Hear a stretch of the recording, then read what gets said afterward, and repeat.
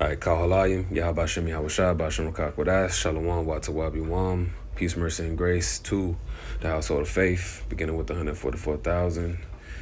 And this lesson, man, I just want to highlight the speeding up of things. We see AI goddamn transforming by the day, getting smarter, getting faster. Things are happening very quickly. And this is just a report showing you how fast things are changing. Like I showed you in my last lesson, going through my timeline, a lot of people losing jobs, and ultimately people are about to be replaced indefinitely. And we heard one of the faces for the NWO say that, what do we need this many people for? We won't need this many people. Implying that a lot of people are just gonna go, and they also been pushing this climate thing and this, sustainable living and saving the earth. Part of saving the earth is gonna be to get a lot of people off the earth, and that's gonna be done by design, and that's gonna happen through, quote unquote natural disasters. More of those increasing is gonna happen through famines. It's ultimately going to be the pale horse, being released on the earth, which is, dealing with death. Matter of fact, let me get that, and I'm going to play this clip because we just did the Revelation 6 review not too long ago. So this is Revelation 6 and 7. And when he had opened the fourth seal, I heard the voice of the fourth beast say, "Come and see." And I looked, and behold, a pale horse, and his name that sat on him was Death, and hell followed with him. Yeah, and that's Esau all day. He's the man of sin.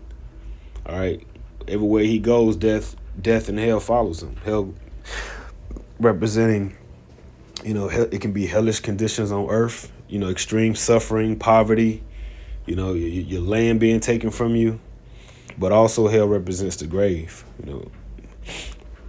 So it says, and power was given unto him that over the fourth part of the earth to kill with the sword and with hunger and with death and with the beasts of the earth. And that's what's going on.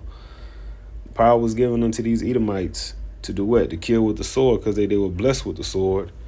All right, and they were blessed with the fatness of the earth, which deals with, resources. So he can starve people out. He can create artificial famines, and with death and with the beasts of the earth. So let's go ahead and check out some of these bots that you might not know were existing. So robots are taking over human jobs faster than you expect. These 10 real life examples feel straight out of science fiction. Let's go.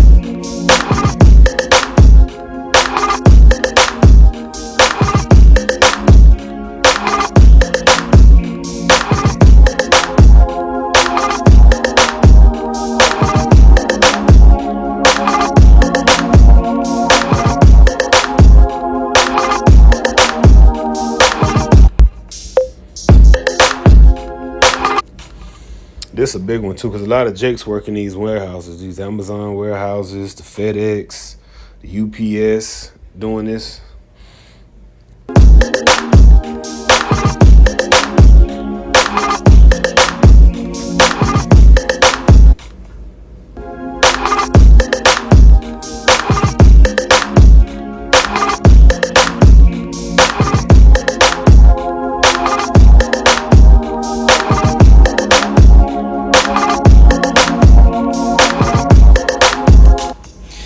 See, and most of this is coming first from the East. The East is pretty much ahead of the whole, game. That's why they said that China is a model for pretty much the New World Order, where there's a constant surveillance state, where you're locked into the grid, and you break any rule or law, you're punished in real time. Your face is blasted all over the place. So they're already ahead of the game, and so the West and the rest of the world has to catch up. This is Second Esdras. Let's go to 15.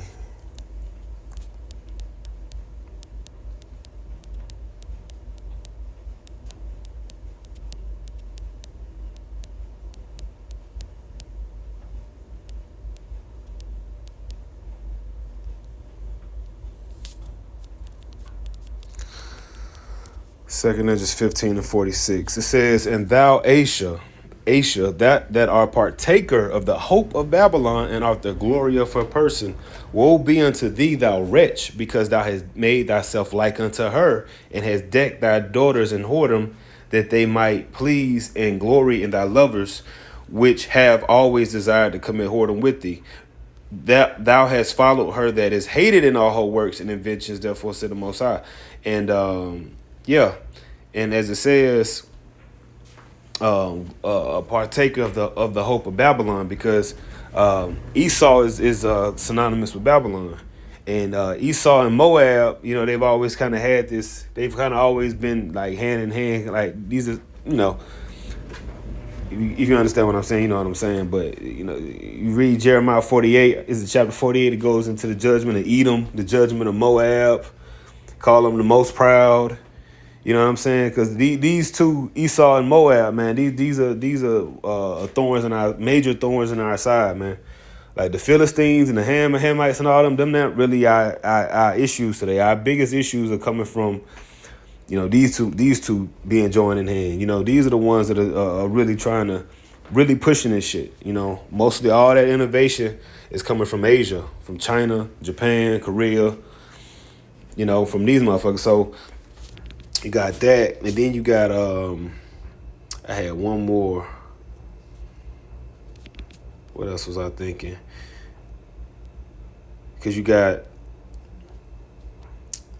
the prophecy of no more work in Egypt, which that's not only applying to Babylon, it's going to be all over the place. But then you also got the Mark of the Beast prophecy, where he calls it all both small and great. It didn't say he just calls it all in Babylon. This is going to be a worldwide thing. That's why it says the hour of temptation that should try the world. So this thing is speeding up quickly, and your man said the big political and economic question of the 21st century will be, what do we need humans for? Or at least, what do we need so many humans for? Do you have an answer in the book?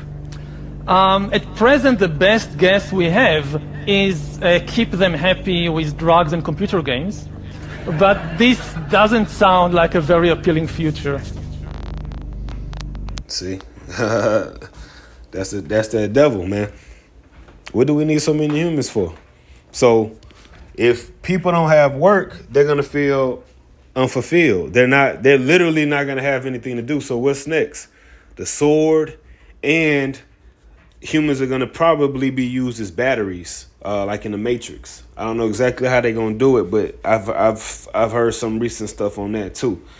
They're pretty much gonna use us as batteries to power, to help power all this electricity needed. And that's probably also why the chip can come into place too. I don't know exactly how or what, but they have a plan, and the Most High is allowing them to really act and move on that.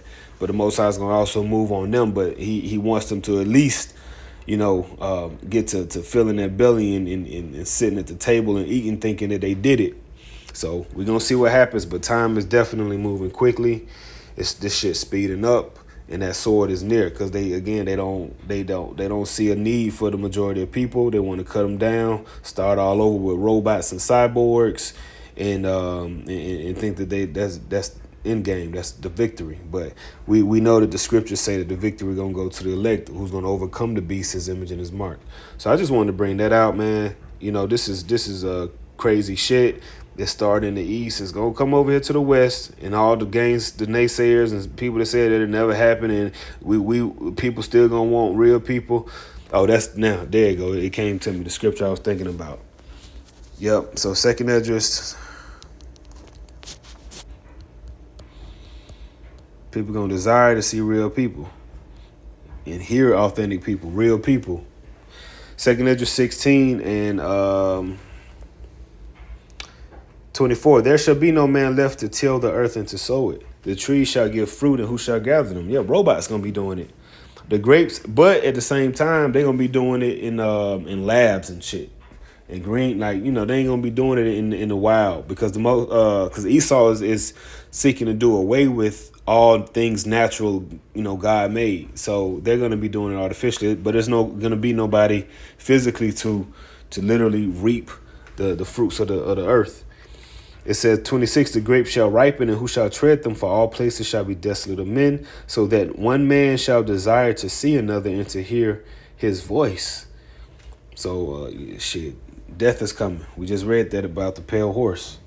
The pale horse is something that John saw. So we gonna experience this. This is gonna happen.